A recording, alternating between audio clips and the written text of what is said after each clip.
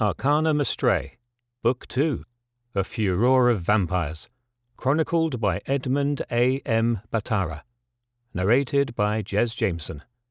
Chapter 1. Une Petite Fête. Lucius felt the carriage slowing down and abruptly turned to the right. He looked out of the window. The road was nowhere to be seen. Trees and thick forest vegetation passed by, yet the ride was surprisingly smooth. He nudged his napping assistant. "Wake up, Albion! I do believe we're being kidnapped."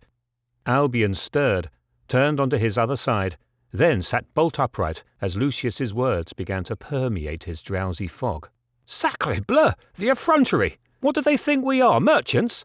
blurted the assistant. "Brigandage is unfortunately quite common in remote and, might I say, unenlightened parts of the continent," answered the mage.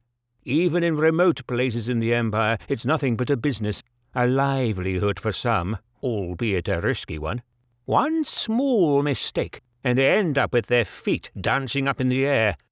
Neuroplasticity is the brain's ability to form new neural pathways and synaptic connections from thoughts, actions, or beliefs.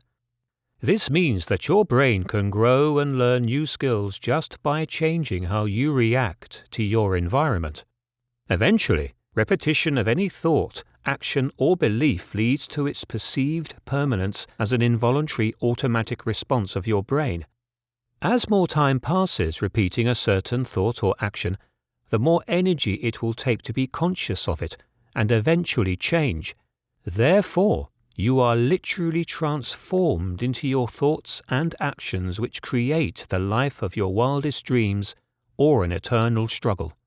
Bursting with curiosity to learn more about this Sandman and of his connection with us children, I at last asked the old woman who looked after my youngest sister what sort of a man a Sandman was. "It is a wicked man who comes after children when they won't go to bed, and throws handfuls of sand in their eyes so that they jump out of their heads, all bloody. And then he throws them into his sack and carries them to the crescent moon as food for his little children, who have their nest up there and have crooked beaks like owls and peck up the eyes of the naughty children."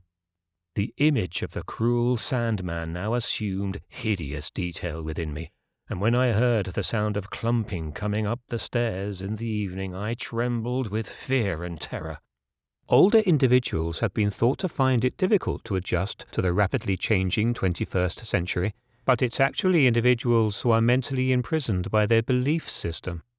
Your ability to learn, perceive, act, and think will be more fixated in your subconscious mind the more you age, only if you allow it.